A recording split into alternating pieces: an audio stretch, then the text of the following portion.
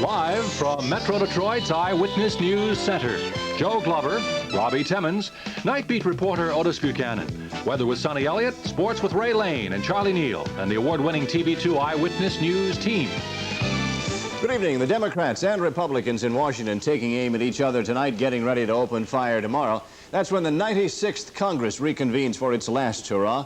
It's apparent that most of the fireworks are going to be over money. Incoming Senate Armed Services Committee Chairman John Tower saying today that the Republicans plan to increase defense spending by 4 to 8%, and that means that other non-defense budgets will have to be cut.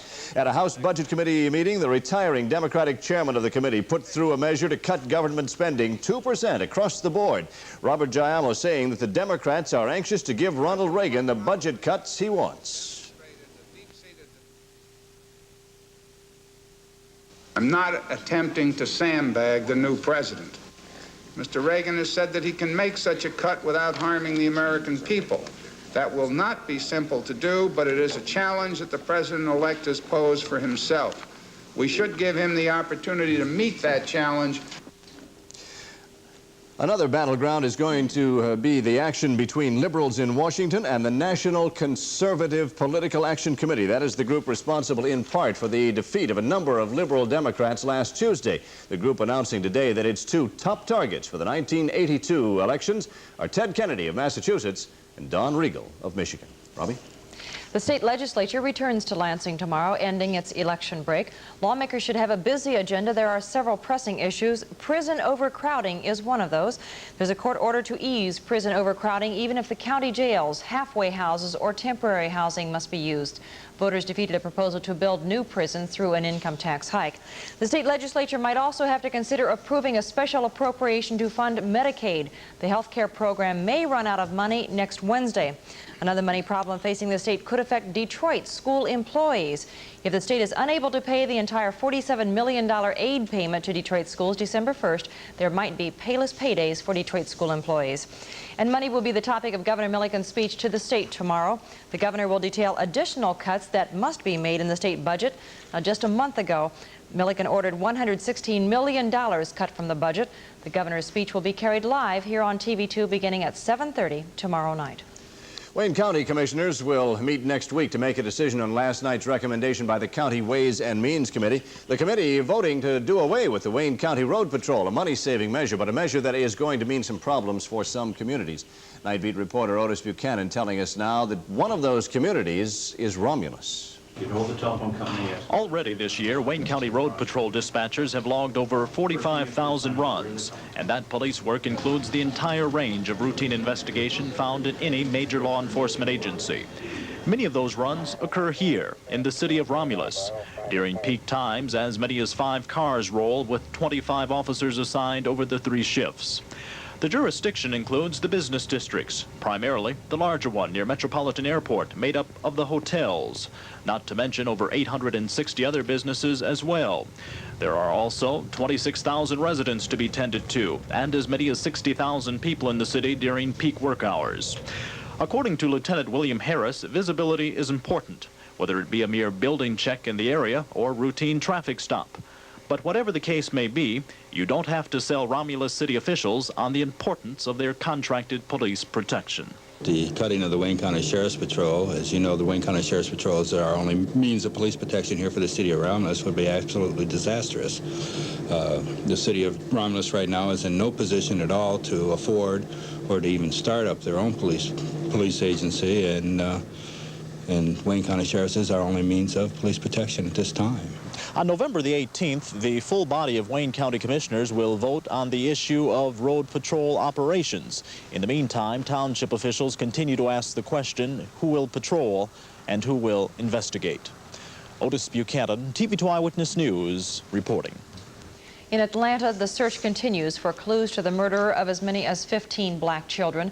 5 of the country's best detectives, including Detroit's Gilbert Hill, are helping in that investigation.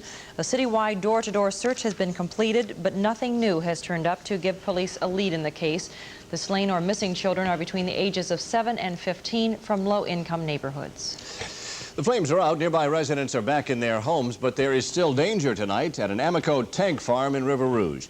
Yesterday's fire in one of the 24 tanks at the facility started when a snow cover being built over the tank was blown down by a heavy wind. It took just one spark caused by metal scraping against metal to start the blaze. Now workers must retrieve pieces of that snow cover from atop the tank, a tank still filled with 1 million gallons of gasoline.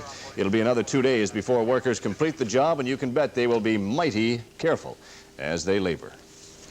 A plane carrying top U.S. State Department officials has been forced to make an unscheduled landing. And labor problems have returned to the city of Pontiac. We'll have those stories and more when we continue with what's happening right now.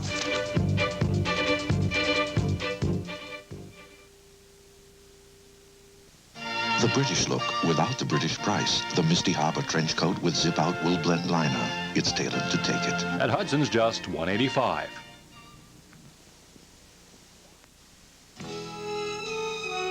No city in America makes more beer than Milwaukee, Wisconsin. And when 5 o'clock comes, the people who make that beer will often stop to have one themselves. Making it right, making it good, making a beer the way everyone should. And when they want the best, they'll most often ask for Ondecker, the favorite special premium beer of Milwaukee for 41 years. We made Ondecker to be the best of all. As if you can't make a beer that's the best of beers, then why make beer at all? You may be seeing Ondecker now where you live. And if you should ever forget the name, just ask for that special beer they've been selling in Milwaukee for 41 years. To people who know an awful lot about beer. And if you can't make Ondecker, then why make beer at all? The city of Pontiac is facing another strike, the second in 2 weeks. 200 members of Local 2002 are off the job, saying they will not work without a contract. The union claims the city of Pontiac terminated its contract and wants to replace union workers with CETA employees paid with federal money. The union, however, would have to approve CETA hirings under a federal law. They say they won't. The city of Pontiac could lose $5 million in CETA funding. Deputy Secretary of State Warren Christopher and his negotiating team spending the night in Ireland tonight. The five-man team taking off from Algiers today. Their plane developed engine trouble shortly afterward, forced them to land at Shannon Airport. The Americans have met with Algerian go-betweens twice in the past 24 hours, the Algerians carrying messages back and forth to Iran. At the moment, that is the only way that America has to negotiate with the Iranians. One Iranian official saying there will never be direct negotiations with the United States.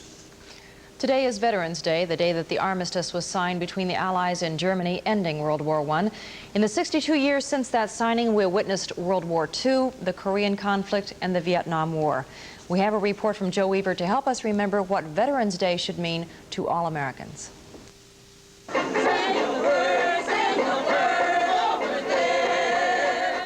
The significance of this day was uppermost with these people, most of whom served their country in World War II. Others, like 86-year-old Bill Walsh, remembered only the Great War.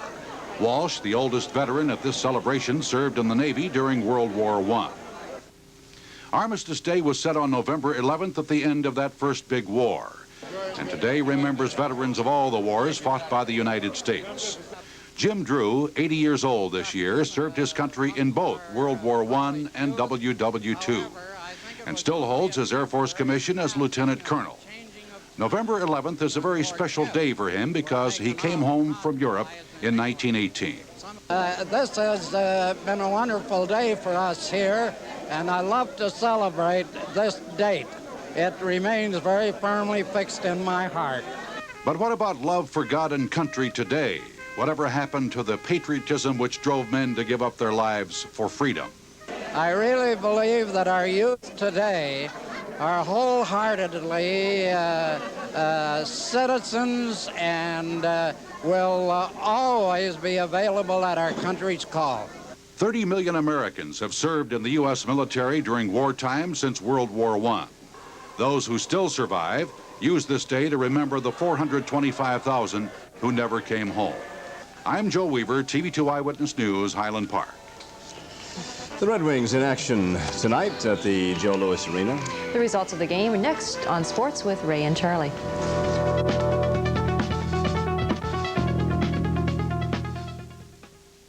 Why are more and more shoppers coming to Chatham? Well, if somebody moved into the neighborhood and they wanted to know where do you go grocery shopping, I'd say the best place to go is Chatham's. In these days of high prices, you have to be a smart shopper, and Chatham allows me to be a smart shopper. Chatham's really gives me the best value. Don't miss the incredible savings during Chatham's Fresh Cut Steak Sale. Like fresh cut beef sirloin steak, just $2.49 a pound. So join your neighbors who shop and save in the wonderful world of Chatham. Hi, this is the biggest value in 35mm cameras today. The Konica FS1. It has a built-in auto winder. Nothing extra to buy. It also loads itself. Fast, fumble-free. No other camera does that. Shoot picture after picture. Clear, sharp, easy. You won't miss a shot. With so much value built in, you'd expect Konica to cost more. Actually, it costs less. Konica FS1. More camera for less. The morning sun in Florida. All winter long it invites you to play. When you need the sun, there's only one. And one airline can take you to more Florida sun than anyone at a price you can afford even this year. Come with Eastern to Orlando, to Miami, to Florida, to laugh, to live, to feel again. When you need the sun, there's only one. Eastern. When you need the sun, there's only one. You're always the fashion, oh what a plus. You always feel smashing, oh what a plus. Now here's a great Tampax Plus. Tampax Super Plus, oh what a plus. Compared to our fabulous Super, it's a step forward in a tampon protection product with comfort, proven in doctors' supervised tests, designed also to give you pluses you won't find in any other tampon. Tampax Super Plus, oh what a plus. Red Wings fans and the Red Wings got a chance to look at Jim Craig tonight of Olympic fame. Olympic fame, and he was Boston Bruin fame tonight. Not too much glory tonight for either club. The Red Wings entertained the Boston Bruins tonight at Joe Louis Arena, and if it's any consolation, they didn't lose. They didn't win either, as they managed a 4-4 tie. Before the first goal was scored, Denny Polonic, who was called up just yesterday, got into it with Ray Bork, and Bork got